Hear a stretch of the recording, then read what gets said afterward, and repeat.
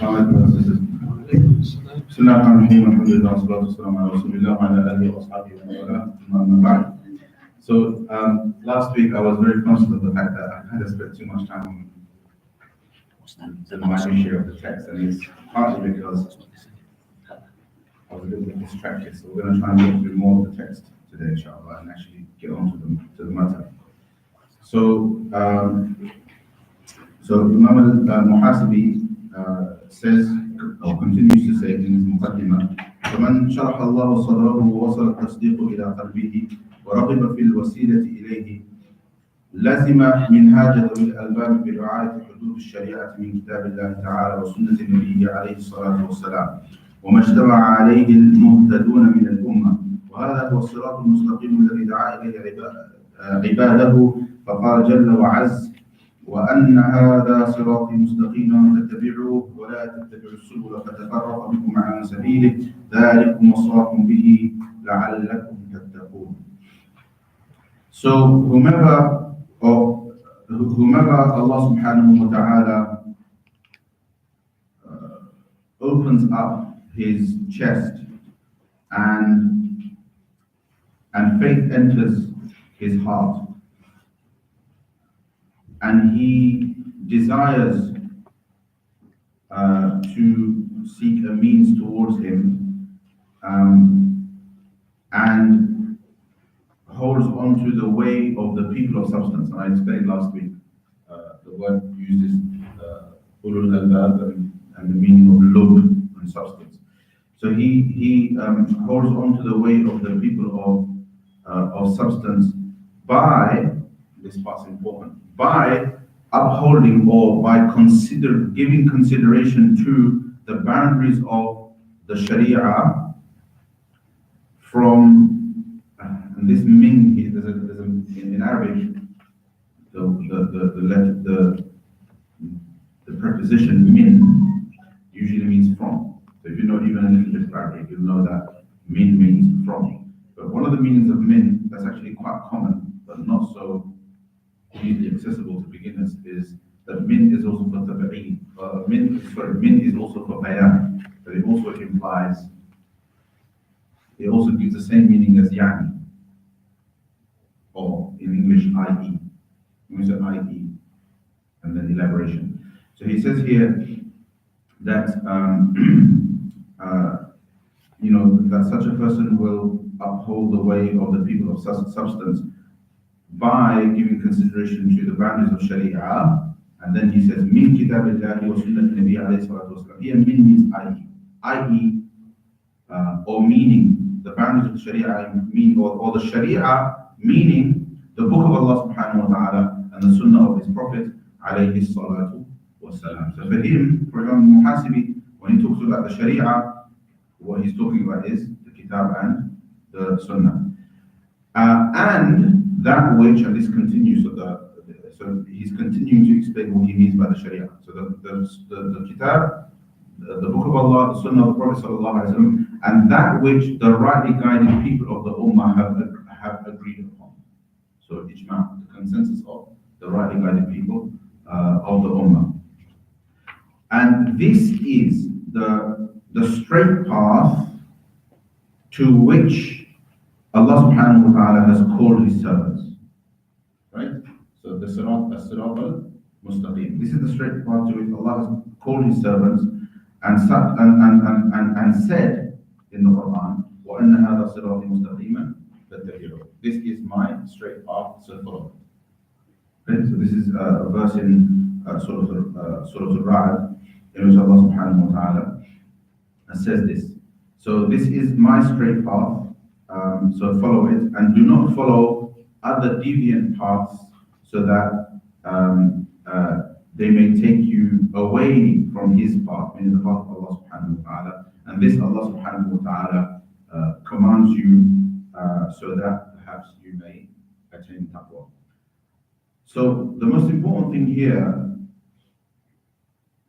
really is, so if we think of this text and this discourse as one of spirituality and tasawwuf, which a lot of people frame it as, that this is about tasawwuf and this is about spirituality, then right at the beginning, Imam al-Muhasibi is establishing his baseline, his fundamental principles, that the way of the people of substance, who we spoke about in the previous session, that it is the people of substance who take heed. إِنَّمَا يَتَذَكَّرُ أُولُو الْأَلْبَابِ. It is the people of substance who take heed, who fulfill their covenant, or the covenant of Allah subhanahu wa ta'ala, do not break their covenant, and who join those things that Allah has commanded to join, and who fear Allah subhanahu wa ta'ala and fear a bad reckoning. Remember last week, this was the verse that was discussed last week.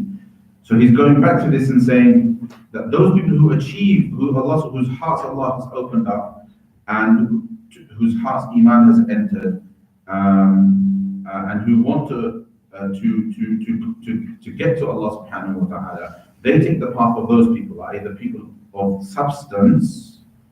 And the way they do that is by considering, or by conforming to the boundaries of the Sharia. And for him, Sharia is Quran, Sunnah, and the ijma' of the Ummah, and the consensus of the Ummah. And that's for him, that's a fundamental principle.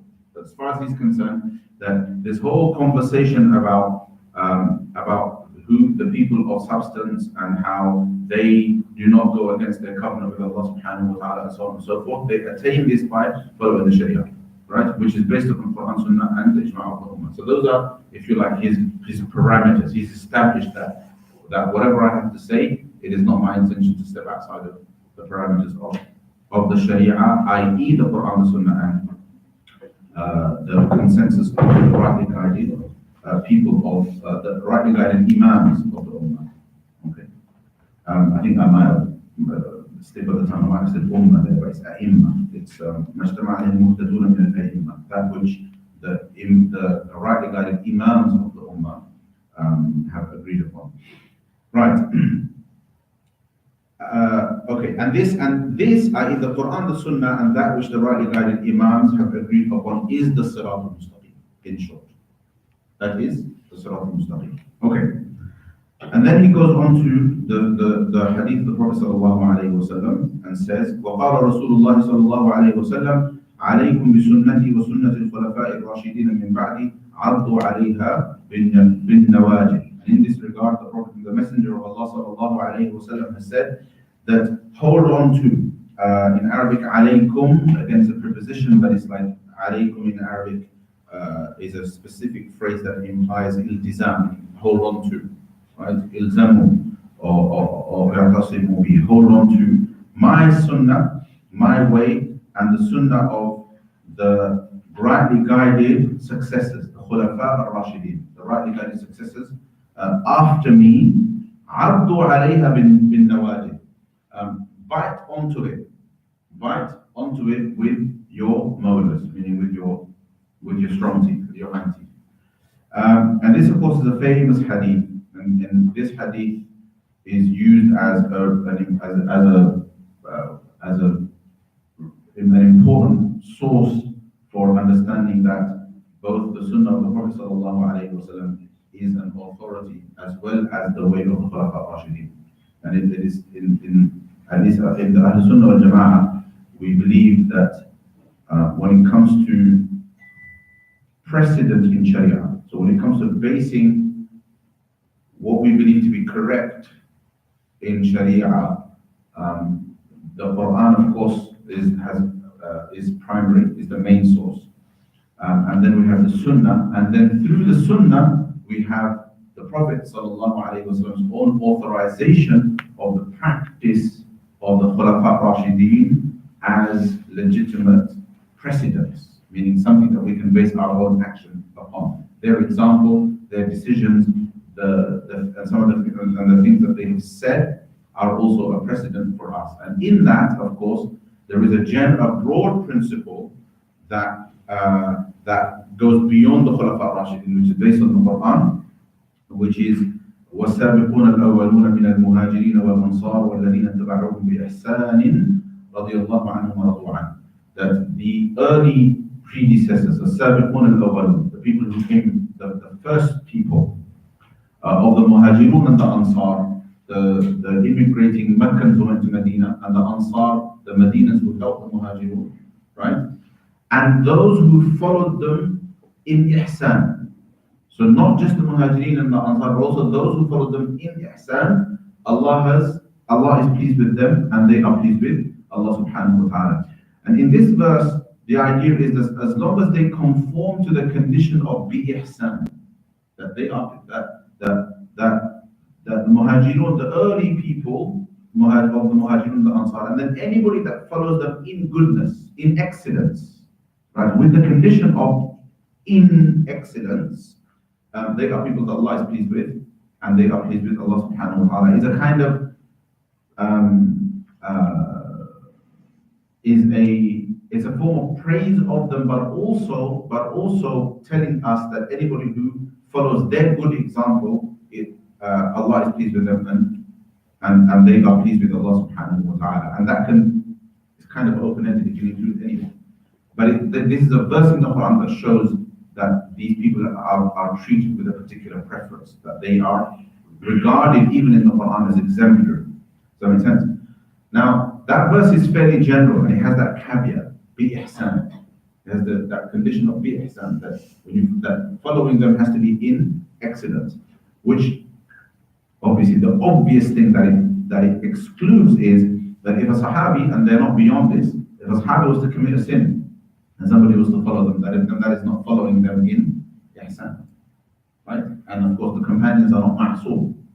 Allah subhanahu wa ta'ala has used them as a generation that educates the generations that are coming after them. And sometimes that education is through their sin as well, because they do something that is wrong, and that wrong is dealt with, and they engage in lots and lots of things which we are taught not to engage in harsh criticism of, because of the fact that they were the generation whose lives, if you like, became source material for the learning of the remaining generations, even when they did something that was wrong, or even when they did something that was controversial. And this is why the caveat of bi ihsan, of following them in excellence, was required. In the hadith, however, the Prophet ﷺ, out of those people, gives this added authority to the example of a small number of them, and they are the Khulafa Rashidun. So the Khulafa Rashidun are Abu Bakr, Umar, Uthman, and Ali radiallahu anhum ajma'in, by consensus. And according to some hadith, the Khilafah on the Prophet ﷺ's way. So Al-Khilafah Ar-Rashid. So you have the Khulafa Ar-Rashidun Wadhfur, but Al-Khilafah Ar-Rashida, meaning succeeding the Prophet ﷺ in the rightly guided way, is for 30 years. And according to one particular narration, those 30 years, I didn't prepare this, but I just happened to be reading it last night when I couldn't sleep. I was reading up on Sayyidina Ali and Muawiyah and the fitna, and this hadith came up. That the Khilafah ala minhaj al-nubuwwah is 30 years. And those who narrated this hadith counted the 30 years, and it reached exactly the time when Al-Hasan radiallahu anhu, the grandson of the Prophet sallallahu alayhi wasallam, handed over the Khilafah, or handed over his leadership or his rule over to Muawiyah radiallahu anhu, right? So as you know in Islamic history, that this was a big milestone. That Hassan radiallahu anhu, after Sayyidina Ali radiallahu anhu was assassinated, people gave bay'ah to him, people pledged allegiance to him as Khalifa, and there was something and things happened within months. There was a conflict. It was obviously Ali radiallahu anhu had already this ongoing confrontation with Muawiyah radiallahu anhu, which Hassan radiallahu anhu, actually people pledged allegiance to him, kind of on the assumption that this would be dealt with, right? And eventually, Hassan radiallahu anhu's way of dealing with it eventually was to unite the Ummah by giving conditional allegiance to Muawiyah radiallahu anhu, and then encouraging everybody that followed him to also give this allegiance. And of course, what's really fascinating about this is that the Prophet sallallahu alaihi wasallam had once remarked about Hassan radiallahu anhu, that this son of mine, Allah will bring together two great groups of my ummah through him. And it turned out that it happened by him sacrificing Khilafah and yielding it to Muawiyah radiallahu anhu. Anyway, so this idea of the Khilafah Rashida basically extends to 30 years after the Prophet sallallahu alaihi wasallam, which is up until the end of, up until the point at which Hassan radiallahu anhu yielded it. But the Sunnah of the Prophet sallallahu alaihi wasallam and the Sunnah of the Khilafah Rashidun is important, and generally it is actually from that that we understand whose example we are to follow, right, and why. And this isn't because of an assumption of infallibility. The assumption here, this is quite important, that when we say that the example of the Khulafa ar-Rashidin is authoritative, it isn't because we assume they are infallible, right?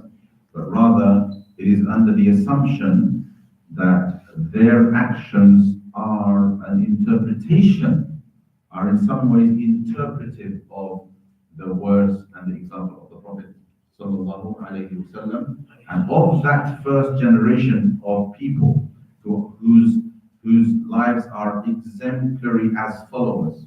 So this is very important. The Prophet alayhi salatu wasallam, his life is exemplary as a prophet. So that not every aspect of the Prophet sallallahu alaihi wasallam's life can be followed, right? Because some things of the Prophet sallallahu alaihi wasallam's life are exclusive to prophethood, to the station of prophethood, and some things of the Prophet sallallahu alaihi wasallam's life are beyond us. Whereas the Sahaba radiallahu anhum ajma'in were ordinary people who had a history of Jahiliyyah, who came into Islam, who went through transformation from Jahiliyyah to Islam, from ignorance to Islam, from kufr to Islam, from shirk to tawheed, and so on, who went through this transition and became the first generation, who weren't perfect, who weren't infallible, but yet but were the ideal generation of followers. So they are exemplary followers, whereas the Prophet is a prophet, he's an exemplary prophet. Sallallahu alaihi wasallam. And for that reason alone, the generation of the Sahaba and their example is extremely important. And this is why there are many ahadith and ayat that raise their example as, or raise that generation as exemplary. I mentioned the verse, and of course the other famous hadith is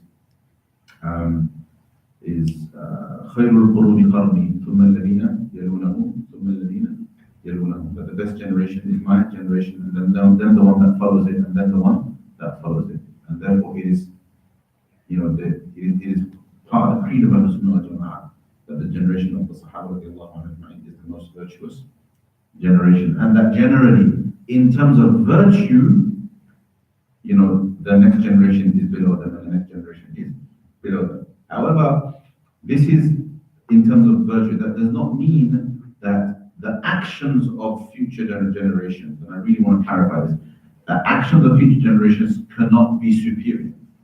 It doesn't mean that the individual actions, individual efforts, individual projects of future generations cannot be superior.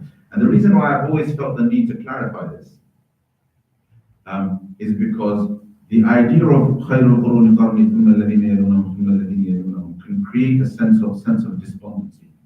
Meaning, when people think that each generation, the Prophet has already prophesied, that every generation is going to be inferior to the previous generation, it can create a sense of, well, we can't match up to the people before us, right?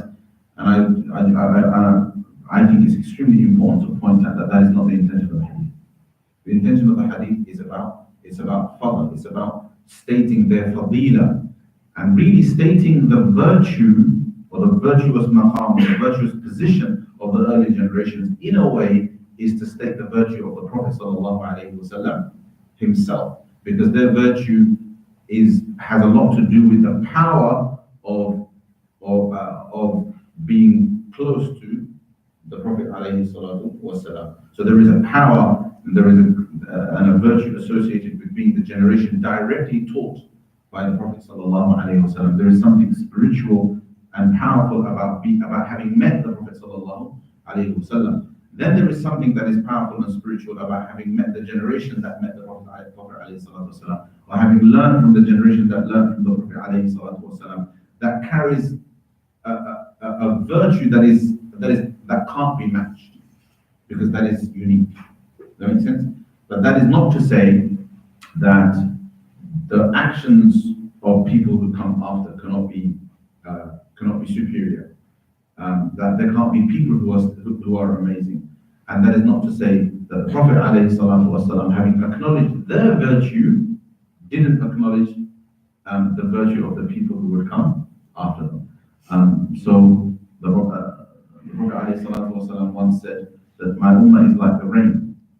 It can't be known whether the first of it is better or the last of it is better. Ummati kal-matar la yudra awwaluha khayrun am akhiruha, which is a source of inspiration for later generations who have their role to play, but who have their virtue to attain through their efforts and through the good works that they will do. And I've already mentioned, I believe, in the first session, I hope that I mentioned it here, which is the hadith about the Prophet ﷺ yearning to meet his brothers. Remember? The Prophet ﷺ yearning to meet his brothers, and the Sahaba said, well, are we not your brothers? And he said, well, you are my companions. My brothers are those who come after me and believe in me without seeing me. So there is acknowledgement of the virtue of the people after. There is something unique about the first generation, and that uniqueness is to do with proximity with the Prophet ﷺ, either because of Sahaba, because they've actually met him, or further still, they've actually learned from him. Further still, because they've had sustained continuous time with him. So this is how their virtue and their exemplary status is measured. So if you think about who the Khulafa Rashidun were, who are they? The hadith is acknowledging their status. If you think about it, well, look at their relationship with the Prophet ﷺ. Abu Bakr radiallahu anhu, as a mature adult, spent the most time with the Prophet ﷺ right from the beginning. Right from the beginning, from the time the Prophet ﷺ was given the responsibility of prophethood. Following him, Umar radiallahu anhu, again with him for the majority of the time. But it's not just about when they became Muslim, but it's also about the role they played and how close they were to the Prophet ﷺ, and how much the Prophet ﷺ valued their opinion and valued their counsel and so on. And you can say again, and you can continue, Uthman radiallahu anhu, and how important he was. The Prophet ﷺ made his son-in-law twice, and then Ali radiallahu anhu, and so on, so forth. So it's not just about them being Sahaba, but it's also about the amount of time they spent with the Prophet ﷺ, the kind of importance the Prophet ﷺ gave to them and their words and to their counsel, and also their natural gifts and talents. Their natural gifts and talents was also a significant factor. Their leadership qualities, their knowledge, and so on. Okay.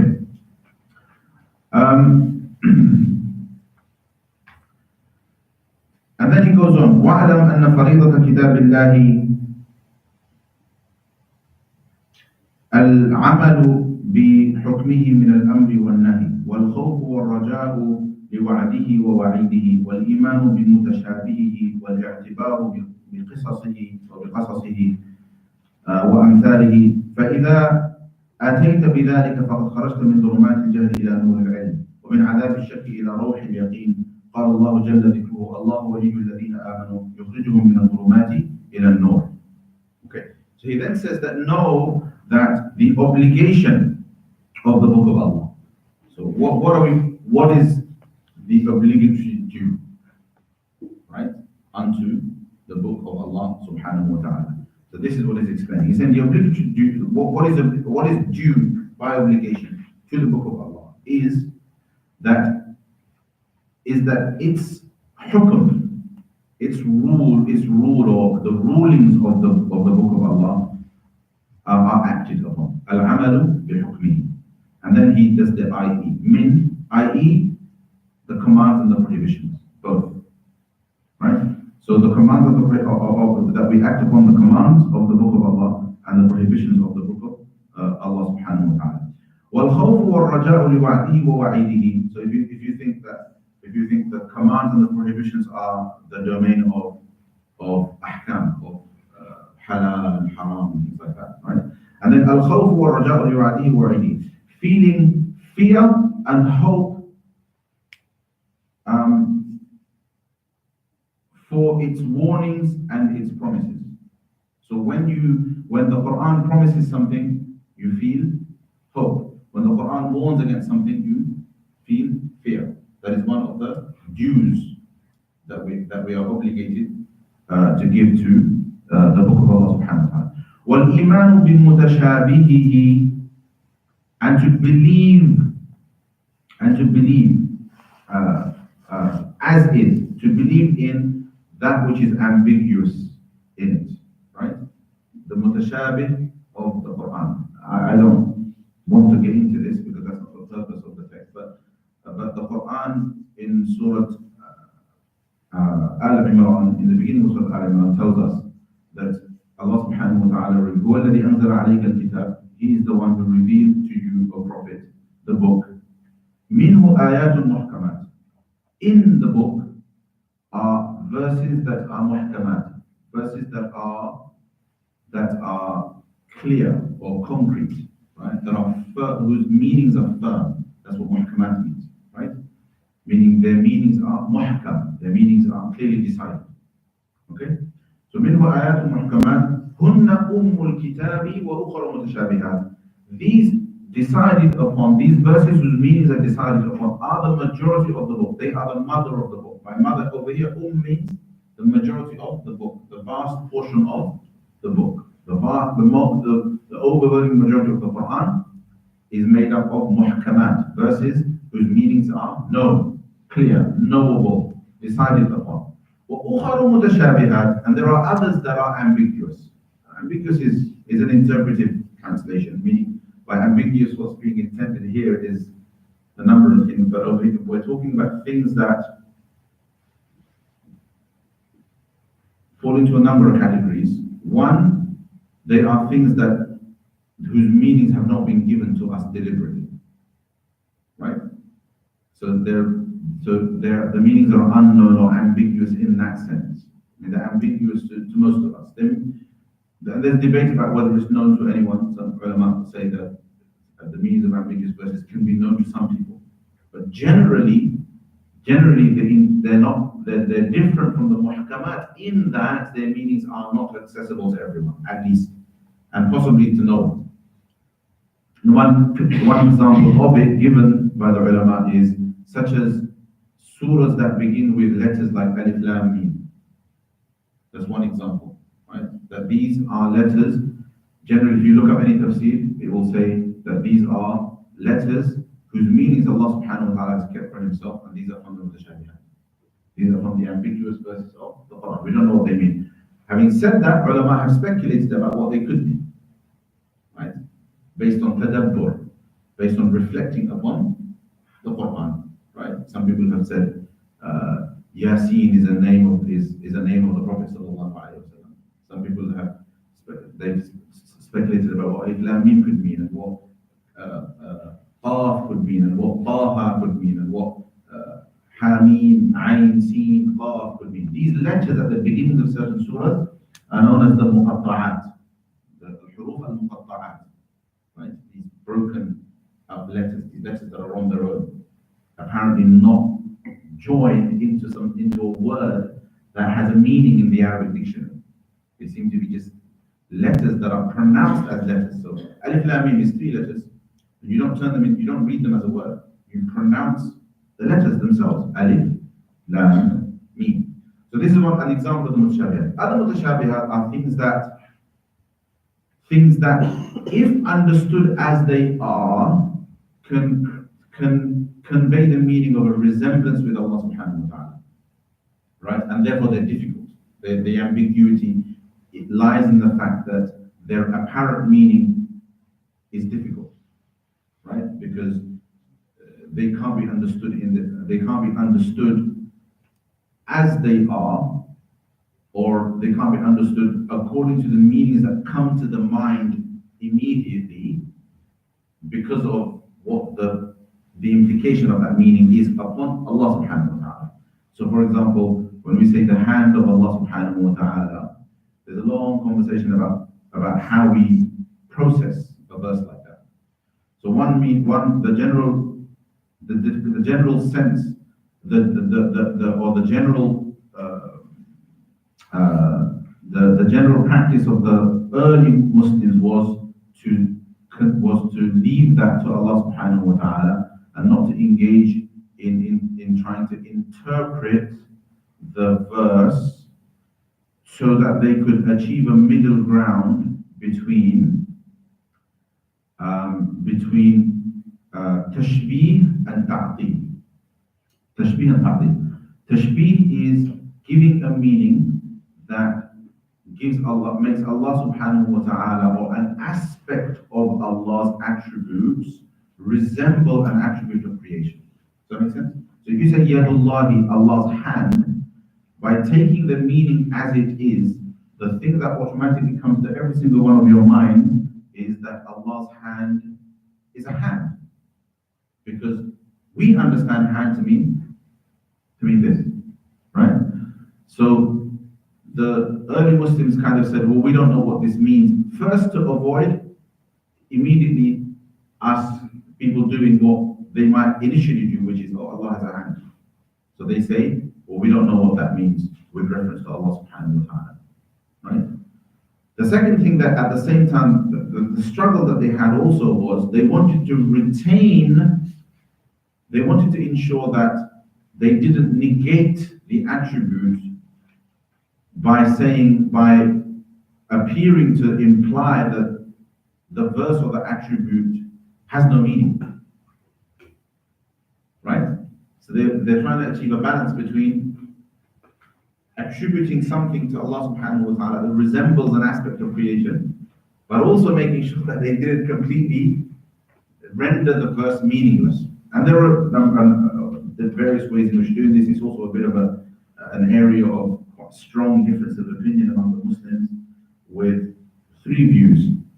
That's what I'm going to say. One, completely consigning the meaning to Allah by saying Allah knows what this means. This is one way to do it. Many scholars attribute this to what the earliest Muslims did. This is how they interpret some of the words of the early Muslims when they say that Allah knows this, or Imam Malik rahimahullah, in the case of the verse Ar-Rahmanu ala al-Arsh istawa, that the merciful rose over the throne, and even translating these things is difficult, by the way, right? Establishing himself over the throne.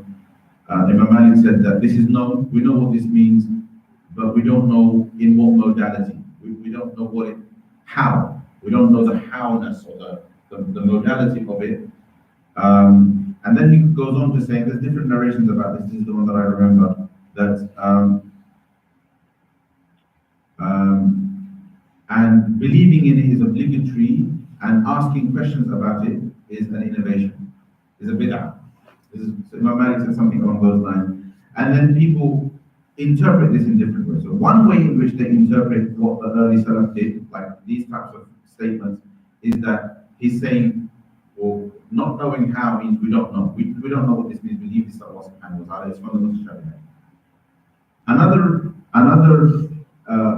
interpretation of how the Salaf understood this was to say, no, we accept it as it is, right? Meaning that without interpreting, we say Allah's hand is Allah's hand, but we don't go further into trying to understand what the modality of that is. But in order to avoid ta'atil, in order to avoid negating the attribute, we retain the attribution of the word yad to Allah subhanahu wa ta'ala.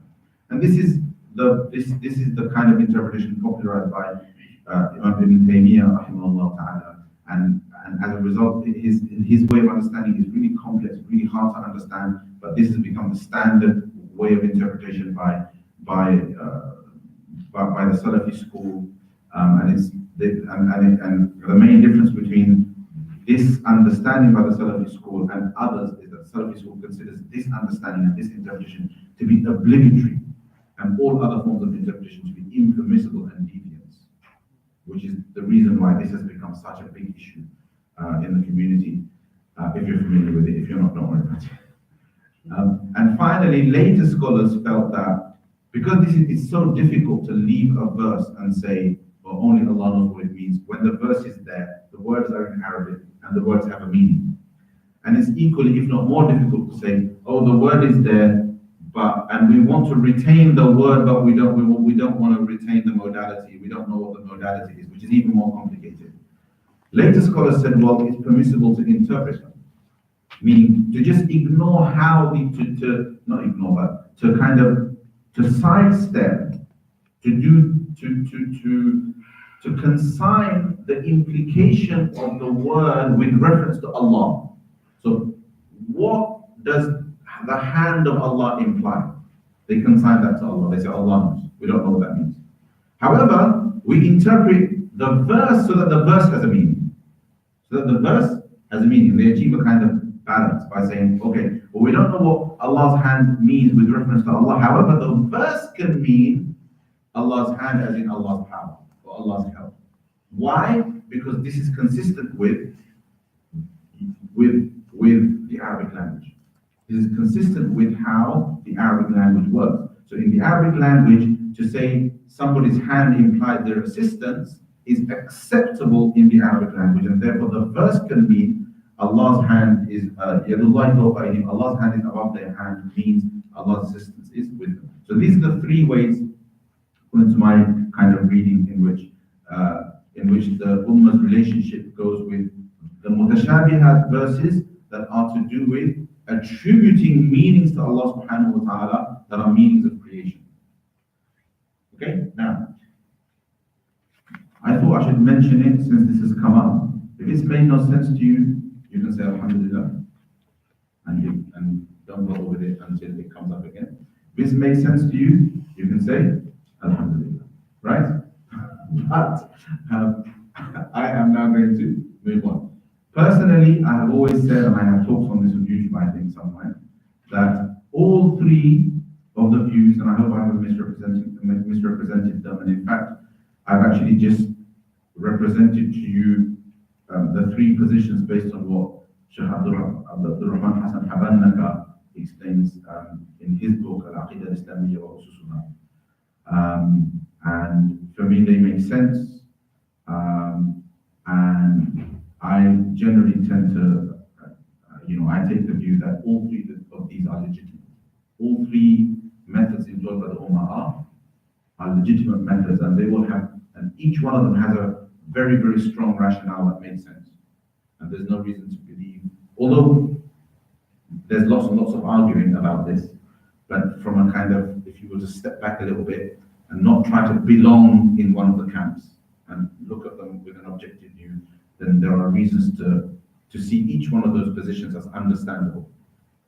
And what's also important is there are points of consensus, and the point of consensus is that even for later ulama who felt interpretation was permissible, they never hesitated to say that the position of earlier scholars of not interpreting is the safer position and the preferred position, and therefore interpretation should only be engaged in when it is deemed necessary.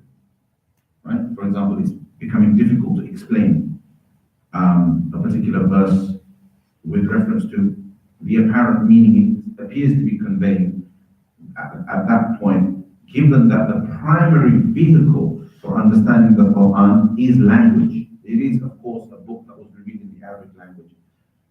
Interpretation is a linguistic tool, and that linguistic tool can be utilized when it comes to these verses, and therefore interpretation is a valid method. So, to summarize, there are three ways. I consider all three to be permissible, as many ulama consider all three to be permissible. However, this is a ma'rikatul ara issue, meaning this is a battleground of opinion, right? So there are people who declare others outside of Ahl-Sunnah wal Jama'ah, etc., based on these issues. But this is the mutashabihat, and what we know for sure is Imam Muhasibi, as far as he's concerned, one of the requirements of our relationship with the Quran, one of the obligatory dues to the Quran is that we believe in the mutashabihat. Okay, that much I think is straightforward. But how and the details, well, that's some of what I just said. Okay, والاعتبار بقصصه وأمثاله. So another due to the Quran is that we take lessons. اعتبار is that we take ibrah, we take lessons from its stories and its parables. All right? فإذا أتيت بذلك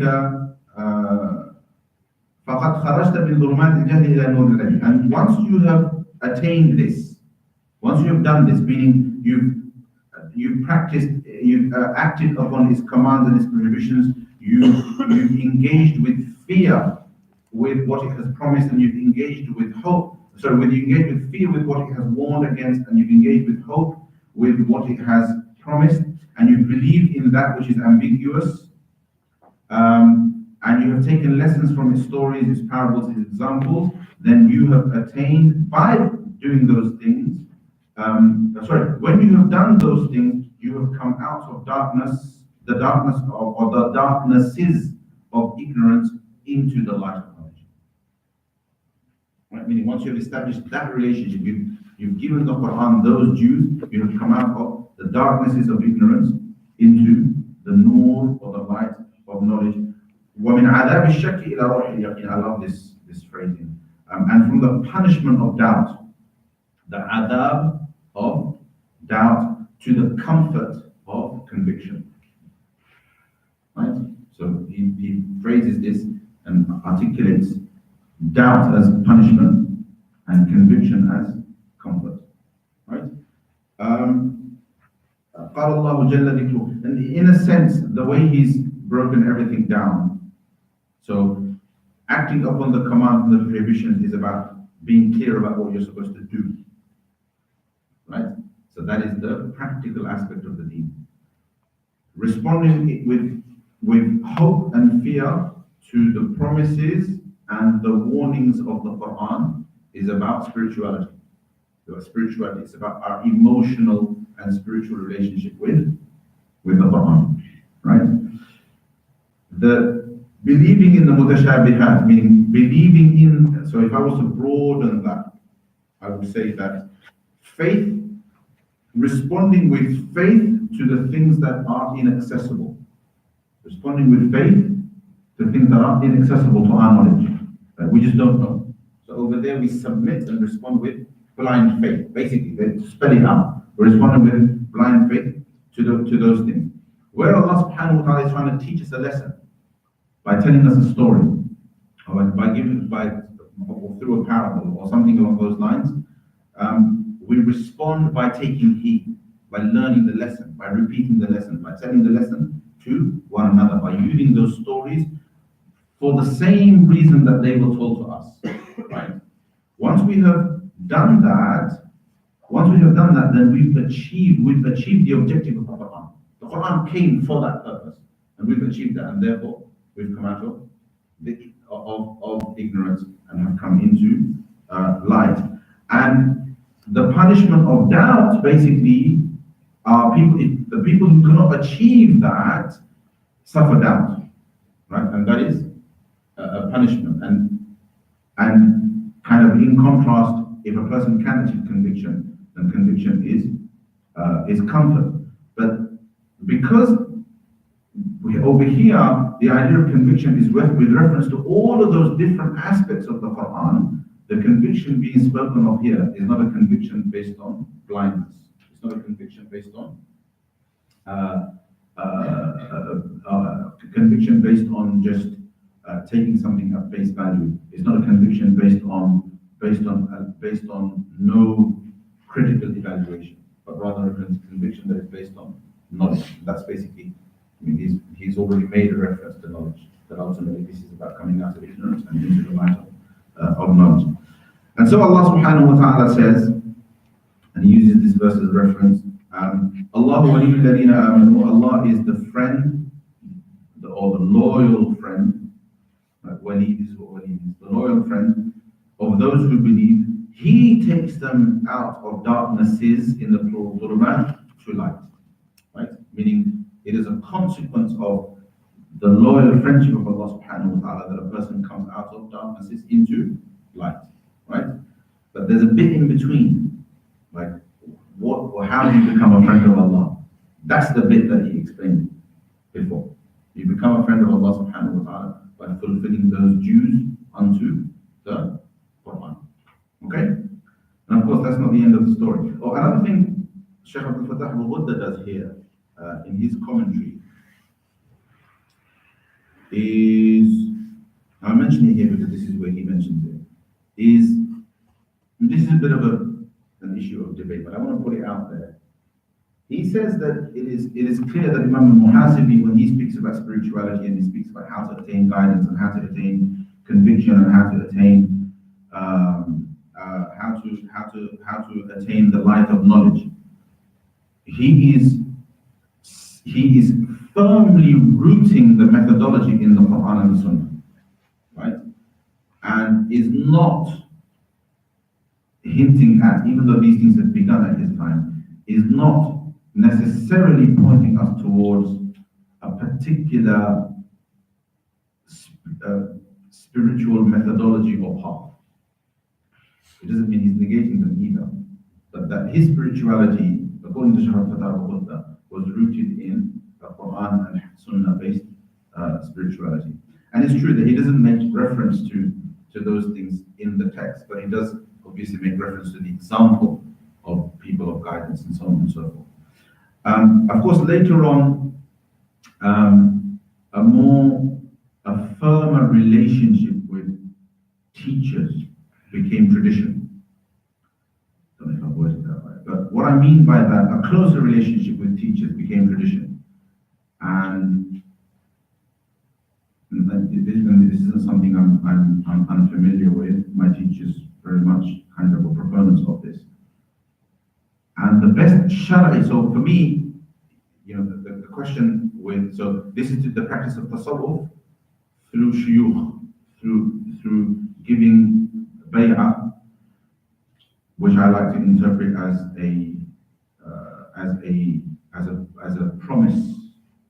a promise to a teacher that one will abide by the rules of the Sharia and will not commit certain sins and so on and so forth.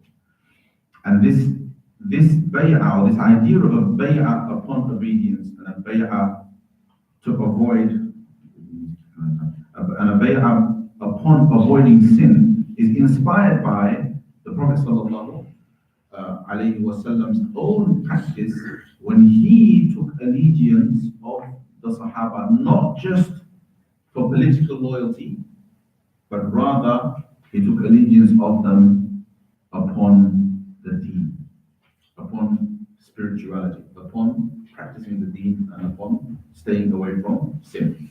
The Quran mentions this with reference to women, and the Sunnah, the Hadith, mentions this with reference to men. Right? The Quran specifically singles out the Prophet sallallahu alaihi wasallam, what I'm going to now call spiritual bay'ah. Okay, if you don't like it, then do forgive me, but I can't think of another one. But this is the spiritual bay'ah with women, and this is in Surah Al-Mumtahina, where Allah subhanahu wa ta'ala says, Ya ayyuhan nabiyyu idha ja'aka al-mu'minatu yubayi'naka, that O Messenger of Allah, O Prophet of Allah, when the believing women come to you to pledge allegiance, right? Upon what? Not upon obeying you, because the political allegiance is a sama' al-ta'a, is allegiance of allegiance, pledging allegiance to listen and obey. This is the political allegiance. It's like, you pledge that he is your commander in chief, and you will obey him, and you pledge allegiance upon that obedience. But rather, over here the verse goes on and says, عَلَىٰ أَلَّا يُشْرِكْنَ بِاللَّهِ شَيْئًا. When they come to you to pledge allegiance to you, that they will not commit shirk, that they will not associate partners unto Allah subhanahu wa ta'ala. عَلَىٰ أَلَّا يُشْرِكْنَ بِاللَّهِ شَيْئًا. وَلَا يَسْرِقْنَ, and they will not steal. وَلَا يَزْنِينَ, they will not commit adultery. ولا يأتين ببهتان يفترينه بين أيديهن وأرجلهن. They will not make up slander with regards to the lineage of their children. To have children but then lie about parentage, etc. ولا يعصينك في معروف. They will not disobey you in any act of good. So this is not the political allegiance of disobeying the Prophet, but they will not disobey you when you tell them to do something that is good. ولا يعصينك في معروف. When they come to you to pledge allegiance for these things, take their allegiance and seek forgiveness from Allah subhanahu wa ta'ala on their behalf. Right? There's a hadith of the Prophet sallallahu alaihi wasallam that tells the story of the Messenger of Allah taking allegiance of the Sahaba, of the men, in pretty much the same words. Right? This idea. So the idea of pledging allegiance with a teacher is inspired by. So if you think now, so the best way to think it now, somebody might say, "Oh, but this is the Prophet sallallahu alaihi wasallam. How can you take the example and kind of and say you can do the same thing with the teacher?" Well, the way to do it is to simply think in 50 terms, in terms of jurisprudence. Like how many ayat of the Prophet sallallahu alaihi wasallam, how many ayat of the Quran, and how many ahadith of the Prophet sallallahu alaihi wasallam do we take and make istinbat from, infer permissibility from, infer prohibition from. So this is exactly what the Sufis, or rather the people who came up with the methodology of pledging to a teacher that one will not commit sin. They took inference from this verse, from those ahadith and other hadith in which the Prophet sallallahu alaihi wasallam. I'm going to try and recall. There's one hadith in which the Prophet sallallahu alaihi wasallam took allegiance from the Sahaba, and in this hadith he kind of he added something as simple as that you will not ask people of anything. That give me your allegiance. The word bay'ah was used. To give me your allegiance that you will not ask people of anything. And other companions mentioned that those people that the Prophet ﷺ sought that particular allegiance from, because they could be observed they've been observed to have dropped their horsewhip while they're riding, right? And they refused to ask somebody to pick it up for them. Because they had taken that pledge with the Prophet ﷺ that they will never ask somebody, they will have istighna, they will not depend upon anybody for anything, they will always do things for themselves. Right? And so, even when their horsewhip dropped to the floor, they refused to ask somebody to give it to them, they would get down and pick it up themselves. Because the Prophet took, the Prophet when he taught them that lesson, he asked for bay'ah upon that quality. He asked for allegiance upon that quality, meaning that it isn't just the words that I mentioned from the Quran or those words in the Sunnah, but the example continues. So the Sufis took inspiration from this and said, actually, this is a good way to ensure that a person makes a promise that they will obey and that they will obey the Sharia and that they will not commit sin. And on that basis, and from that was born this idea of bay'ah or spiritual bay'ah.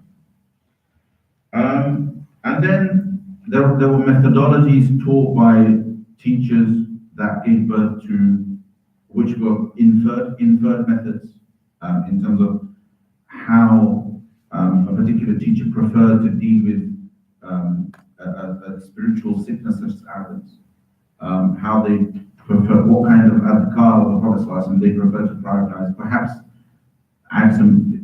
put some additional wording and so on, with acknowledging all of the debates around whether that might be permissible or not permissible.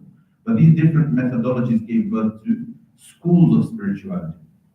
This type of spirituality, with these two central tenets, these two central features, one is a methodology-based school of spirituality, and one in which students give a promise or a pledge to teachers that they will do certain things and they won't do certain things. These are pretty much the key tenets of the spirituality of the tasawwuf of the mutaakhirin, of later Muslims, right? And it's on this basis that you have things called Sufi orders.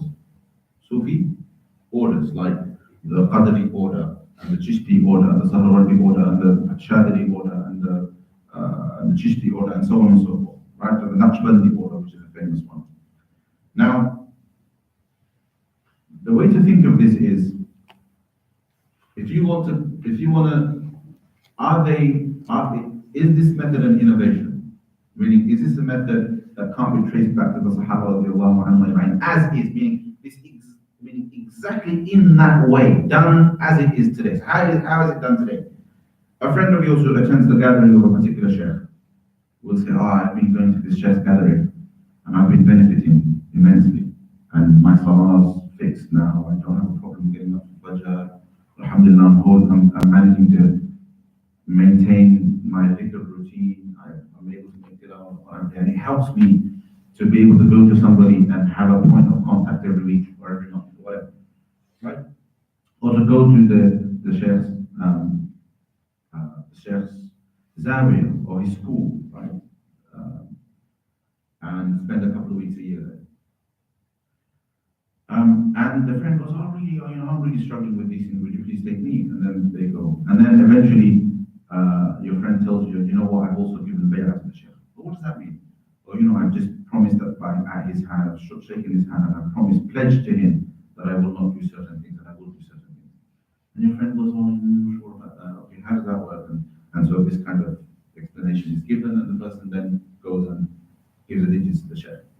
And for the most part, that's it. And the sheikh then teaches the sharia, tells the person to avoid the haram, stay on the halal, be punctual in the salah, and so on and so forth. That's that, right? That is tasawwuf, or if you like, formalized tasawwuf of the Sufi orders, or of the Sufis. That became pretty much standard across the Ummah, eventually in the later days, but also enjoyed its own fair share of opposition to people who felt that no, this is not pure, this is an innovation, and so on and so forth. And that kind of rages on today. And as I always do, I say I respect the difference of opinion. If you don't want to give bay'ah to a sheikh, don't. If you're not comfortable with it, if you think it's a bid'ah, don't do it. I heard a lecture by a sheikh of Tariqah and Tasawwuf, who's very famous in India. Sheikh Hussein Ahmad Madani, rahmatullahi alayhi, who also happens to be my teacher's teacher, and Sheikh Abdul Rahim, who I feel was my most spiritually inspirational teacher, was a graduate of Darul Dewan in 1949, who studied under Mullah Hussein Ahmad Madani. Mullah Hussein Ahmad Madani is obviously very famous, and he had this blend of being both, on the one hand, a teacher of hadith and muhaddith, but also an activist. So he was at the forefront of the freedom struggle against the British towards the end of the British Raj, and played a big part. And his efforts have actually been documented, and Barbara Metcalf has written his biography, specifically covering his efforts. And this is how I'm describing it, exactly how she describes him. She actually went and stayed in Dublin to observe him and observe his efforts. And this is exactly how she describes him: as a scholar, as a freedom fighter, and a Sufi, and a man of deep spirituality. Anyway, so I heard in Sheikh Abdul Rahim, our teacher, it was really amazing. He came up with an audio cassette. He had an audio cassette from Sheikh Hussein al-Madani explaining tasawwuf and bay'ah in Shar'i terms. And he was basically using pretty much the fiqhi methodology, the methodology of using usul al-fiqh and fiqh, and using this inference, juristic inference, to justify bay'ah, tasawwuf, and the Sufi school, and so on. And from that day, I've always felt that this methodology is, although unprecedented historically, is, however, validated through jurisprudence. And it is juristically justified because it can be. Nobody has to agree with it, but it can be inferred based on the principles of Sharia from the Kitab and the Sunnah, and from the Hadith of the Prophet, and from the practice of the Prophet and the early Muslims, and as such it is justified. And I think once you've created a juristic justification, it's then perfectly okay for people to pursue it based on its effectiveness. Right? And amazing people have been produced by this method of spirituality. So nobody has to agree with it. People are free to disagree with it. People are free to say it's a bid'ah, but also people are free to practice it. and to give bay'ah to shuyukh and to benefit from them. And I know my teachers certainly did it, benefited from it, and taught it, and so on. But here in particular, given that this is an early text, Sheikh Abdul Fattah, who is commenting on this, specifically mentions that it seems that Imam al-Hasibi is trying to establish that no, everything I'm going to speak about and my idea of spirituality, understanding of spirituality, is that it will be based on Quran and Sunnah, and not that. He made this clarification. Okay, but I wanted to kind of just contextualize it a little bit more, inshallah. Okay, so I think we can stop there. And then we'll stop there, inshallah. Okay, so quite a lot has been covered. As usual, anybody that needs to go can go, inshallah ta'ala, and anybody that wants to ask questions, you can ask questions. The brothers have said to me, you should have a cut-off point, like when that's it, it's finished. So I'm not reaching the cut-off point, actually. It's only 7:04, so I've done well for time. So you have a solid half hour, inshallah, for questions. And you can ask about this or anything else. Yes. Go on, so you first and then Sister Adelaide. Thank you very much. So, Imam al-Hasibi, he mentions the comfort of conviction. How does that manifest in the lives of ordinary people? Because obviously when you're studying the deen, when it comes to a great level, then you can imagine reaching it at some point. But kind of regular people who aren't maybe studying in so much depth, is there any way they can reach that? Yeah, so Imam al-Hasibi, the sister's question is that Imam al-Hasibi speaks about the comfort of conviction and how do ordinary people attain that. Perhaps people who study over a long period of time can attain it because of their sustained engagement with the knowledge of the deen, but how does an ordinary person who perhaps can't do that attain the comfort of conviction? What's really interesting about what Imam al-Hasibi says, right, is that actually everything he's saying, he's actually referring to things that are attainable by ordinary people. He hasn't actually mentioned any feats of amazing intellectual, caliber. He's not talking about things that only geniuses can attain. He's talking about obeying the commands of Allah, right? So if Allah says do, if Allah says don't do, right? Then he's speaking about, taking heed from the stories. He's talking about responding with hope when Allah subhanahu wa ta'ala says, I will give you Jannah if you do this. Responding with fear when Allah subhanahu wa ta'ala says, I will punish you with Jannah if you do this other thing. This is all accessible to an ordinary person. What's missing? Right? So what's missing obviously is, and this is the bit that I was trying to kind of allude to, is that when I said that this isn't necessarily based on blind faith, right? However, in faith that isn't blind, that is informed in two ways. Informed faith is attained in two ways. One is intellectually informed faith. That is when a person has a very, very firm ground, and they have a very firm understanding of why they believe based on arguments or based on rationale that they consider to be intellectually or satisfying to them or to their own standard of rationality. This is subjective.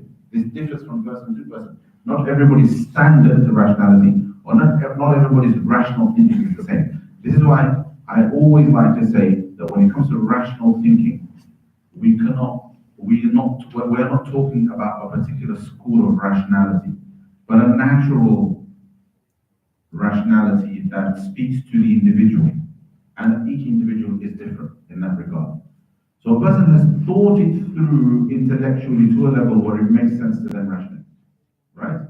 So that is a person whose conviction is based upon a degree of intellectual activity, a degree of intellectual searching and questioning and perhaps even kind of critical evaluation. So that's one person, right? It's difficult to objectively now judge the standard of that. Somebody might be able to pick holes in it, somebody might not. One person's might be so good, one person's kind of level of intellectual of intellectual conviction may be so powerful and so strong that they're able to convert thousands of people with it. Just their own the rationale with which they come at it, right? Another person's can be equally convincing but very simple. The standard is different. But it's just as convincing for the person, like the Bedouin who was asked about why he believed in Allah subhanahu wa ta'ala. And his simple rationale was, the droppings of an animal, right, point to the animal. So you see some droppings, right, camel droppings or whatever, or sheep droppings. The sheep's not there, the camel's not there, you can't see it, it's absent from the sea. But you know that a camel passed by it, you're certain of it. Footsteps point to a passerby, right? So you see footsteps in the sand, footsteps in the mud, and you know that somebody's been here, right? And you know it with certainty, right? And then he says, well then how can these skies and these mountains, right, and all of this creation not point to a powerful creator who created all of it? For him, it was as simple as footsteps and camel droppings, right? You don't pick holes in it, but it was convincing for him, and it was convincing enough for him to commit to his worship, commit to his spirituality, commit to depriving themselves of the desires of the world, commit to living a life of simplicity, commit to perhaps sacrificing his life and limb in the way of Allah subhanahu wa ta'ala, commit enough to sacrifice the limited wealth that he had for the cause of deen and so on and so forth. Just that simple thing. So the standards are different. So that's one aspect. That's the intellectual element. The other comfort of conviction that people get is a spiritual one, right? Many of our elders probably never thought once rationally about the existence of Allah. That was always a given to them. They never processed it in a step-by-step, based on a set of step-by-step rational arguments. But would anybody doubt their conviction when they saw them get up in the middle of the night and pray tahajjud? Would anybody doubt their conviction when they cried in dua? Would anybody doubt their conviction when they gave thousands in charity? Only to please Allah subhanahu wa ta'ala, not for fame, because then they'll be giving you their name, right? Would anybody doubt their conviction when they advised you when you struggled with some sort of difficulty and they said to you, no, Allah subhanahu wa ta'ala will take care of you and there will be a way. And they said it with absolute conviction and belief, right? Would anybody doubt their conviction when they said, Inna lillahi wa inna ilayhi raji'un, when a calamity befell them, or when they were patient in the face of difficulty and hardship? And so on and so forth, and the examples go on. When they sit for hours and hours and recite the Quran, and then further still, hours and hours, and they spend in the remembrance of Allah subhanahu wa ta'ala. Their conviction may well be stronger than the person who is intellectually convinced, but that doesn't have the spiritual, I don't even know if I can call it conviction, but the spiritual fortification that results in such profound worship. Right? However, ulama say that the person who has the intellectual conviction is superior. The person who has intellectual conviction in addition to that, in particular, in addition, right? Because we're not talking about intellectual conviction and the person doesn't even pray, but is going and doing debates, convincing the world about how Islam is true. But that conviction that can't bring themselves to attend prayer. Right? We're not talking about that kind of conviction. But if a person is convinced but hasn't rationally thought it through, it isn't based on intellectually processing their belief, their faith.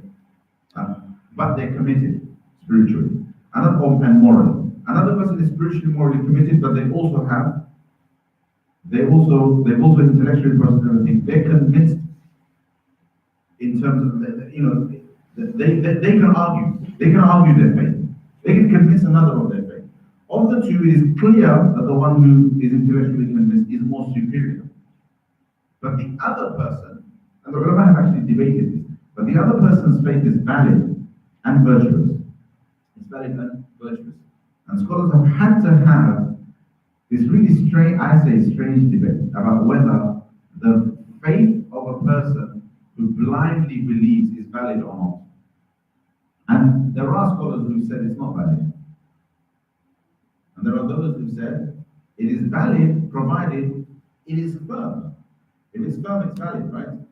Only because, why? Only because they've committed to the truth. Not because blind faith is in and of itself virtuous. Blind faith in and of itself is not virtuous. But if a person is convinced of the truth and committed to it, and that truth is the truth of Allah subhanahu wa ta'ala, the truth of La ilaha illallah Muhammad Rasulullah, then we believe that Allah subhanahu wa ta'ala accepts it. Allah subhanahu wa ta'ala accepts that commitment. Because Allah subhanahu wa ta'ala wants to see conviction upon which a person builds worship, spirituality, morality, and so on. And this person has the commitment. But the person who has the intellectual element is more virtuous. Does that make sense? However, the difficulty with this, of course, is that you can have a Christian person who believes just as blindly, right? Who believes just as blindly, is just as committed to worship, is just as committed to fasting, is just as committed to charity.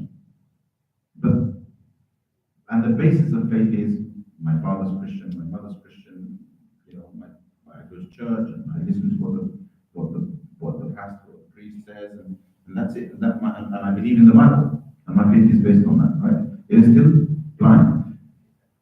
Here you have the problem, isn't it? Because that Muslim man or woman whose faith is blind, and this Christian man or woman whose faith is blind, actually, objectively speaking, are actually the same. It's built on the same thing. They have the same commitment. They have the same spiritual commitment. But the reason why we accept the Muslims is because it's the truth. Because it happens to be true. This is precisely why, and because that, and it is because of this that it is so important that the fard kifaya of intellectually proving the truth of Islam is so important. And it's because it's so important that people who have achieved it and done the work are celebrated so profoundly. So what an amazing title is Hujjatul Islam. The proof of Islam. Imam al-Ghazali is called Hujjatul Islam, not because he made massive contributions in jurisprudence, which he did. Not because he made massive contributions in spirituality, in Islamic spirituality, which he did. But he's Hujjatul Islam because of the fact that he challenged the contesting ideas of his day that could cause doubt in Islam. Challenged them, considered them, critiqued them, became an expert in them, and refuted them. That's why he's Hujjatul Islam. Because him doing that makes it possible, gives the masses who can't go to that level of intellectual engagement something to make blind taqlid of. If he hadn't done that, there'd be no hujjah. There'd be no hujjah. The other important thing about blindly believing is that the Quran is a hujjah. Do you remember earlier on where Imam al-Muhasibi speaks about so that the one who perishes may perish on a hujjah, may perish on proof, and the one who lives may live on proof. The Quran itself is a proof, right? And that proof is sufficient, is clearly sufficient for the earliest generations, because they lived with the carrier of the Quran. So they didn't need to worry about their biggest intellectual argument was the Prophet sallallahu alaihi wasallam. Prophet sallallahu alayhi wasallam. The only way that argument carries through to today isn't through some sort of rational process, isn't through philosophizing. The only way that proof carries through to today is through history. The proof of the Prophet ﷺ, right, reaches us through its historicity, through the claim that he is historically true. Does that make sense? And many Muslims blindly believe simply based on the fact that they believe the Prophet ﷺ is a true person who brought the Quran as the word of Allah subhanahu wa ta'ala, and that Quran is the truth. That's it. That is the level of their intellectual engagement with the faith. Right? That too is valid. That too is valid. However, it requires corroboration. It requires authentication. Meaning, it still requires someone like Imam al-Ghazali to show how that belief in the historicity of the Prophet ﷺ is sound, right? And is firm and cannot be shaken, and cannot be broken. Does that make sense? That's important, particularly in this day and age. Okay? So, how does the ordinary person do it? Through spirituality, through simple arguments, the camel dropping in the footsteps. Right? And the rest is down to worship. And remember, worship has its own rewards. Practice, similarly, has its own rewards. Because you can't argue with the conviction a person attains by seeing a true dream. By seeing the Prophet ﷺ in a dream. You can't shake the conviction of a person, right, who feels contentment in life because they are worshipping Allah subhanahu wa ta'ala. You can't. Right? Yes, it's subjective. Yes, there may be another Christian who feels equally convinced. But you can't take away the fact that this person believes in the truth that, upon consideration, can be verified. Okay? How strong that is, how successfully verified it is, well, in order for that, you have to look at the story of Islam. And that's a 1400-year-old story. The story of Islam today. Those are the things that have to be looked at. And the people that's a fard kifaya. And the people who fulfill that fard kifaya are the ulama. That's why ilm is a fard kifaya. It's a fard ayn to a certain level, but to levels where it can challenge and defeat everything that stands in the way of Islam intellectually. That level of ilm or that type of ilm is a fard kifaya. It has to be done. When it's not done, the whole of the ummah is sinful. Okay? Does that answer the question? Sorry, we're out of time. Any other questions? The sister, I have to take a question. Sorry, I promise. Really kind of stick that back to basics of how to bring them up. When somebody with that to Islam, we'll talk about four schools of Islam. But there seems to now be a lot of talk about kind of not picking and choosing, maybe that's the right word, but picking and choosing kind of which bits of which school to follow, and I guess I'm going to okay. And part two, just in terms of practicality of that as well. So how would that work in terms of combining prayers or praying first and after? Okay, so the best way to give you a detailed answer is to refer you to a previous answer. Right? So on the Ibrahim College channel, YouTube channel, there is a talk that I give. It's in a little masjid. It just came out really well, right? But it explains all of this in a lot of detail. Okay. So, and that was like an hour and a half, so I'm not going to be able to do that today. But simply speaking, I think the best way to put it is that, so if you can just accept this from me, right, and you can look at the details later, that interpretation is a fundamental part of the process of receiving our religion from its carrier. Okay? So who carried our religion to us? The Prophet ﷺ and the Quran. So the Quran carries it as scripture and Prophet. The Prophet is the primary carrier. And actually when I was coming to this, there was this line I read. There was this line I read I was on the way back from about Snowden, I started reading Professor Jonathan Brown's Misquoting Muhammad. And there's a line in there where he talks about how the religion is the Prophet. Right? The Prophet ﷺ is the truth of the religion, because ultimately everything we know comes from him, isn't it? Even the Quran comes from the Prophet, right? The Prophet didn't come down from Mount Nur with a book.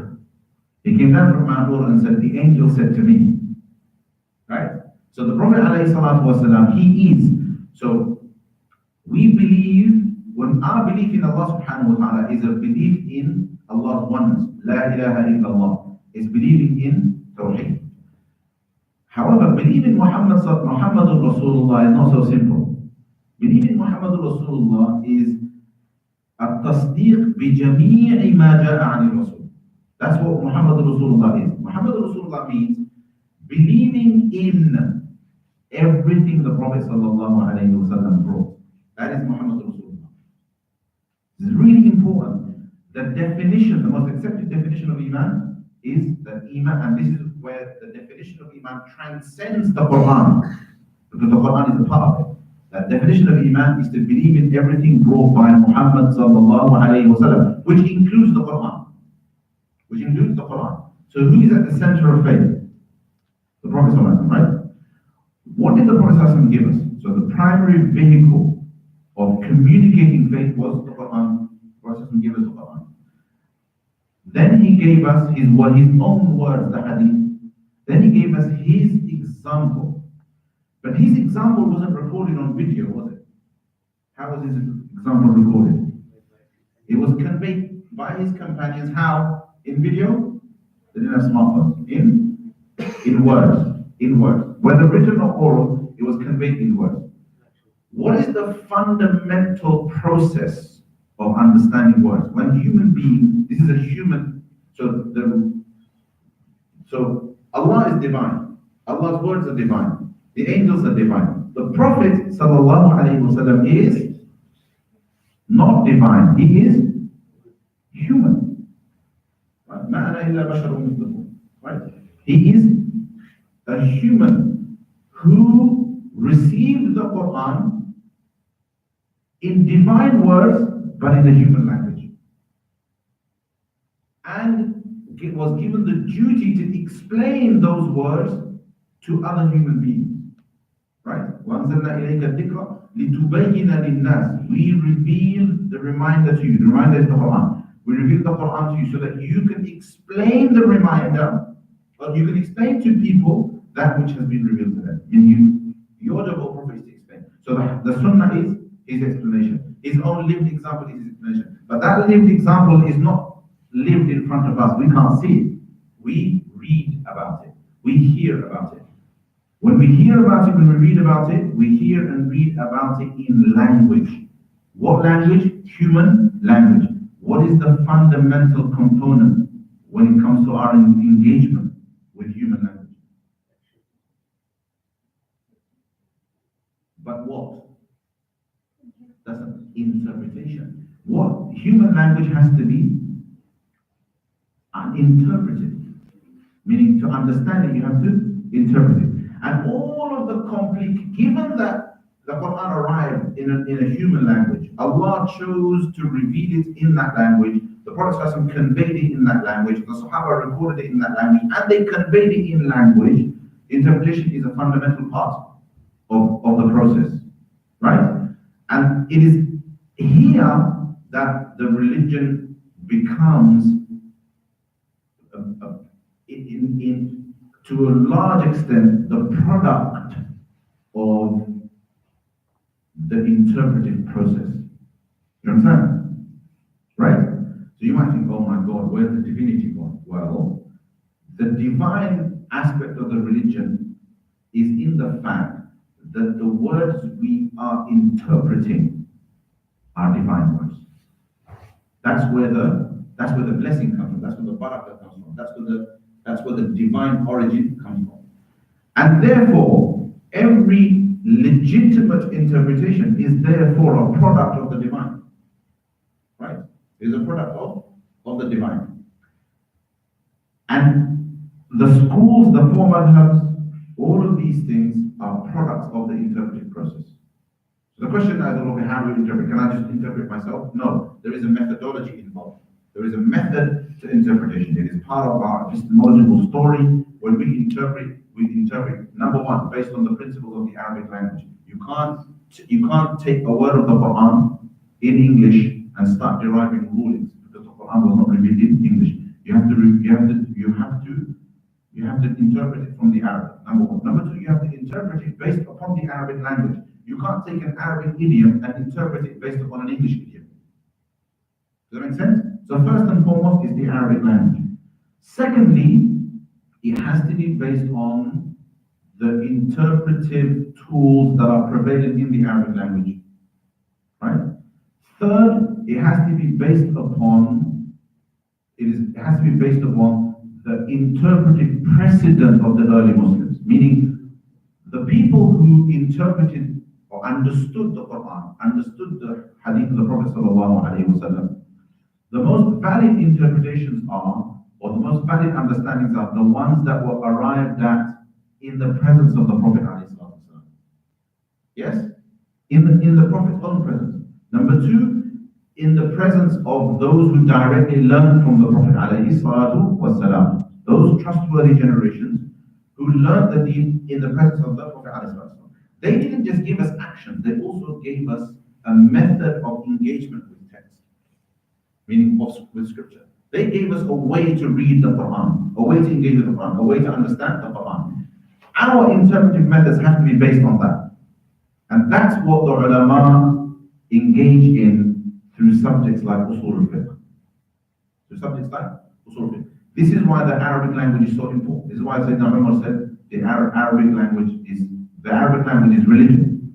Right? The Arabic language is religion. Yeah. Learn the Arabic language and teach it because it is part of religion. Right? The Quran tells us, Quran and Arabiya, the Quran is an Arabic Quran. This is why the Arabic language is so important. Knowledge of the Arabic language in its classical form, meaning as it was used and understood at the time of revelation, is fundamental to understanding the Quran, right? And then knowledge of the interpretive methods of the early generations is fundamental. These things are developed in subject areas, in subjects such as usul al-fiqh, right? However, it's a human effort, isn't it? That means that while the method of interpretation, or rather, while the subject of interpretation, the text is the same, the product of interpretation isn't always the same. Because the interpreter is a human being. The interpreter is a human being who has a unique mind, right? Who applies the method of interpretation in a unique way, right? And that is how you end up with different interpretations and therefore differences of opinion, right? Those differences of opinion over time start to get organized. They take unintentional forms. They develop unintentional patterns. It's organic. It's not deliberate. It's organic. It is a natural process of the interpretation process. It is a natural product of the interpretive process, right? That gives birth to madahib, right? To organically formed methods that people start to gravitate towards, right? So Imam Abu Hanifa has a method. He didn't declare, and herein I declare the Hanafi madhab founded. He never said that, right? He just engaged in interpretation, right? As a great mind. He engaged in interpretation. He engaged in the interpretation he learned from his teachers, right? From Hammad, who learned it from his teacher. I think he was Halaqah, right? Who learned interpretation and methods of interpretation from his teacher, who was Ibrahim al-Nakhai, right? Who learned interpretation and methods of interpretation from his teacher, who was Abdullah ibn Mas'ud radiallahu anhu, who spent years and years with who? The Messenger of Allah sallallahu alayhi wa sallam. That is their story of interpretation and of teaching and learning the religion. Abu Hanifa engaged in interpretation. What does he interpret? He doesn't interpret things that are clear. Right? The Quran says Allah is one. Nobody's trying to interpret that and come up with a new meaning. It just means one. You can't, one isn't two. Right? So there's no interpretation there. The Quran says pray. The Quran says pray. Right? أقيموا الصلاة وآتوا الزكاة. Establish prayer, give zakah. Nobody argues, nobody engages in interpretation to see if, are we meant to pray or not? Everyone accepts that we are meant to pray. Everyone accepts that we are meant to give something called zakah. What is it? What is that? What are the details of it? That's another question. We go into, okay, what sources do we have to find the details? So, interpretation does not, there is no such thing as interpretation in things that are clear cut in the Quran. There's no interpretation there. And where there is no interpretation, this is very important. Where there is no interpretation, there is no madhab. Where there is no interpretation, there is no, but where there is no room for interpretation, there is no madhab. There's no Imam Hanifa, Imam Shafi, Imam Malik, Imam Ahmad.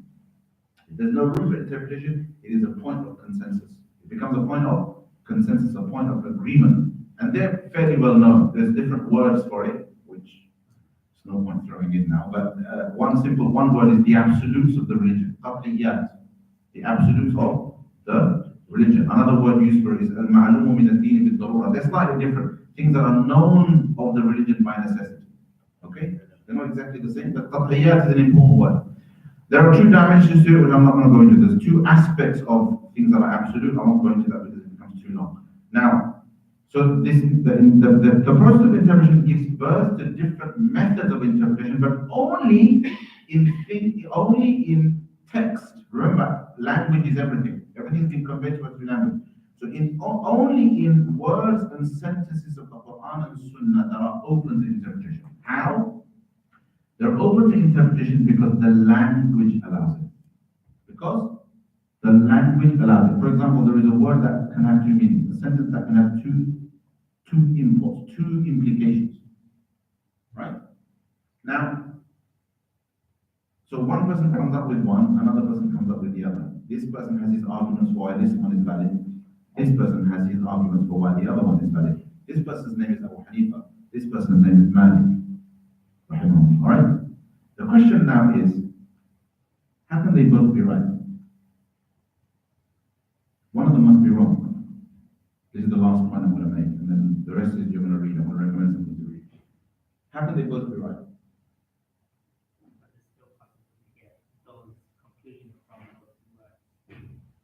Essentially, Allah knows which one is right. But can they both be right? There's a difference.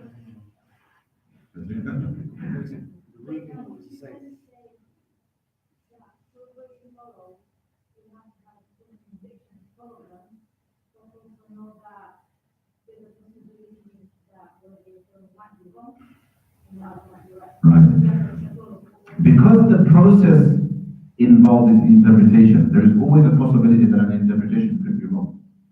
Right? Now, there's obviously, objectively speaking, there's a problem with that. Because it means that there could be millions of people who are doing something in the religion that actually Allah never intended. There could be a meaning that Imam Malik has arrived at, or Imam Hanifa has arrived at, or Imam Ahmad has arrived at, or some other scholars have arrived at, that actually wasn't intended by Allah subhanahu wa ta'ala. So therefore, it's extremely important, therefore, in this process that we're able to justify as important aspects of the interpretive process directly from the Quran and directly from the Messenger of Allah sallallahu alaihi wasallam. It is very important.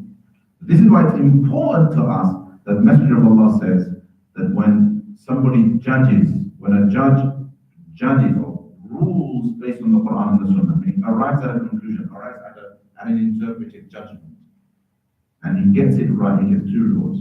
But if he gets it wrong, he gets one reward. The fact that the Prophet ﷺ himself acknowledged the fact that in interpretation, a person can be wrong, but the effort of interpretation is virtuous, and therefore the wrong is still right. And therefore it's valid to follow it. Right? And sometimes it's impossible to know which one is right, because that's only down to Allah subhanahu wa ta'ala. Why? Because the evaluation, when one is evaluated to be right, the other is evaluated to be wrong. The one who is doing the evaluating is not Allah. In the world, the one doing the evaluating is not Allah. Who is it? It's a third human being. So Imam Abu Hanifa says something, Imam Malik says something. Somebody is looking at it and evaluating which one might be right. And they say, oh, you know what, on this issue, I think Abu Hanifa is right. But this process evaluation is another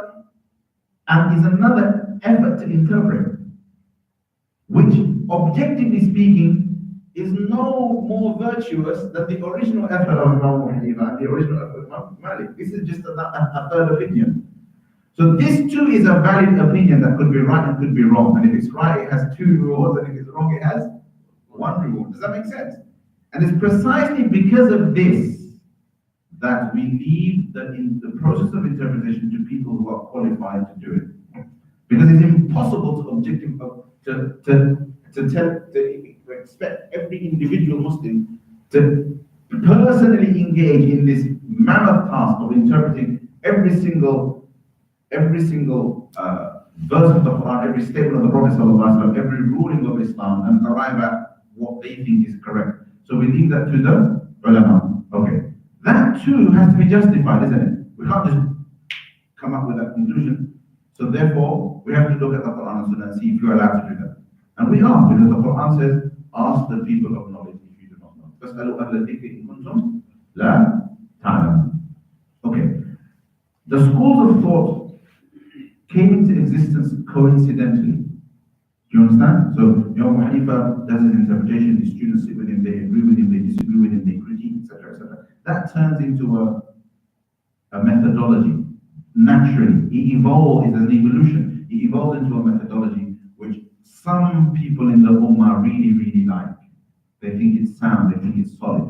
Right? They think it is an accurate representation of what the Sharia wants out of them in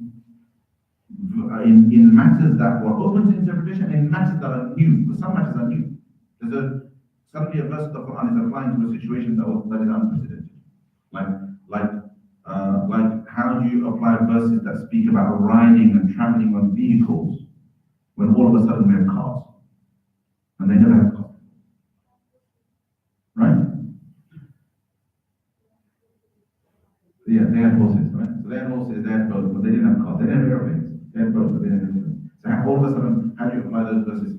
There's a process. Here, all of a sudden, there's a process. So interpretation is sometimes required to understand the meaning of the text, and then interpretation is required to apply the text to new and emerging situations. So, but the madhab is about a person and a group of people. So no madhab is the product of one person. That's the first thing you have to remember.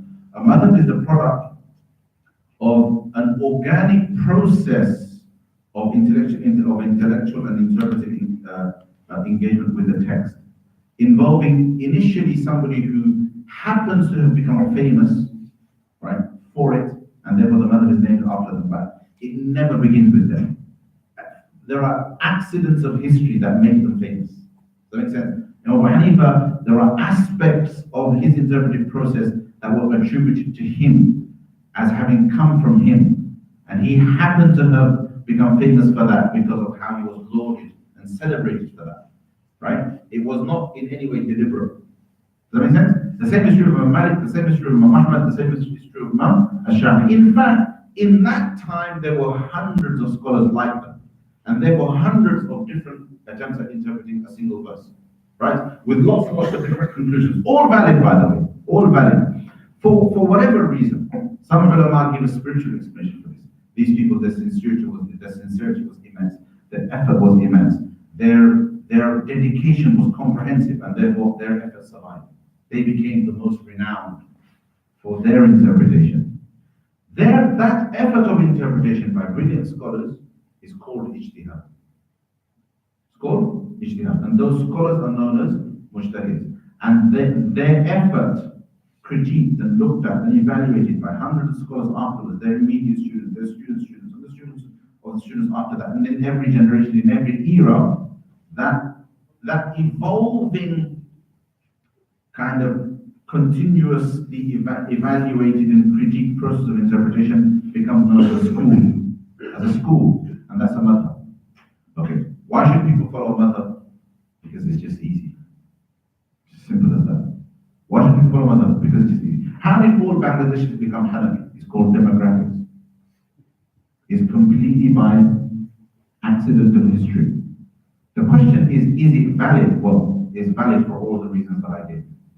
It's valid because of all of the reasons that I gave. Well, did the Hanafis deliberately engineer themselves into the subcontinent? No.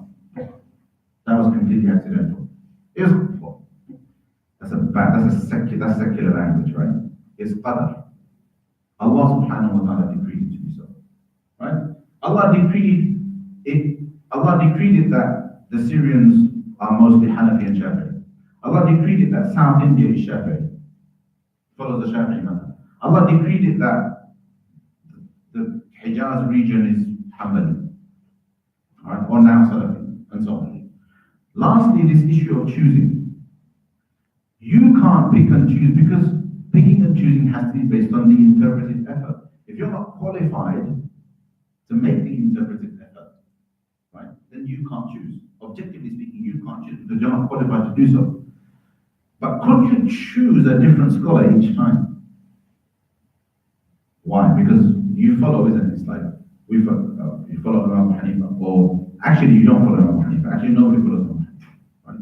You follow your teacher.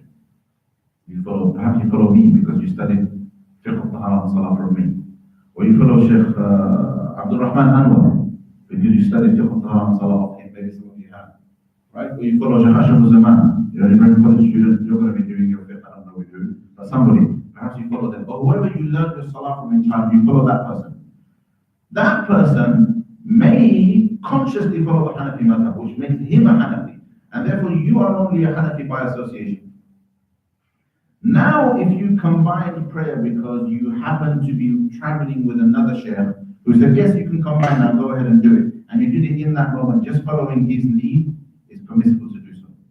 But if you're a conscious Hanafi, meaning your engagement with Islamic jurisprudence is to the level where you have consciously accepted that I'm committed to this school of thought, then it's best to avoid mixing it. Right? But however, if you mixed because you just happened in a given situation to ask a particular scholar, they give you a fatwa, they give you an opinion, you follow the opinion, and that turned out to be not the standard Hanafi opinion, it's fine. Okay? So the question now is, why can't I just consciously do that? The reason why you shouldn't consciously do it is because it starts to make a mockery out of religion. Why? Because the schools all engage in consistent methodologies. Does that make sense? There are methods that are consistent and comprehensive. And people should, if they've accidentally or organically ended up acting on a mas'ala of Hanafi madhab one day because they've asked a particular teacher, and a Maliki one on another day, or a Salafi one on a third day, because they asked a different teacher each time, that is acceptable. But if they consciously bounce around based on their own convenience, then they are no longer following the intended method, which was to follow the interpretive process. Dipping and diving based on what is convenient to a person is not consistent with our epistemology. Our epistemology involves interpretation, not convenience. Convenience of the ordinary person, of the lay person, is not one of the sources of religion. Does that make sense? So therefore, we can't intentionally dip and dive, intentionally pick and choose. However, we can go to different scholars to get our answers. And if that happens to be from different madhabs, that would be acceptable. However, how you do things ultimately depends on how much knowledge you have. So therefore, following a madhab, and whether you are actually following a madhab at all, is ultimately a question of knowledge. It's ultimately a question of knowledge. It is a journey of knowledge. And your status differs based upon the amount of knowledge that you have. That is already too much. So listen to that talk. Okay? And if you want to read about it, read Mufti Nasr al-Uthmani has, I don't agree with everything in some of these books, but they're pretty good entry-level explanation. So Mufti Taqi Uthmani has a book called Understanding the Four Madhabs. Yeah? In terms of understanding the general justifications for them, is excellent. It's one of the books that helped me understand it better. A bit more difficult read, if you want, but a shorter one is, no, sorry, Mufti Taqi Uthmani's one is called The Legal Status of Following a Madhab. And the slightly more complicated read in English is Sheikh Hakim Murad's Understanding the Four Madhabs, I think. I have a couple of articles on the Ibrahim College website. I think they've combined into one long one now. On the EC website, in the articles section, called Let's Agree to Disagree, that specifically addresses the current phenomenon of people just squabbling over what's right and what's wrong. You understand? And how agreeing to disagree is an acceptable position. Right? So that's actually the title of the article. It's called Let's Agree to Disagree. I think you'll find that useful. And lastly, that YouTube lecture, just, I don't know, maybe go on to the channel and search for Hadith, I think.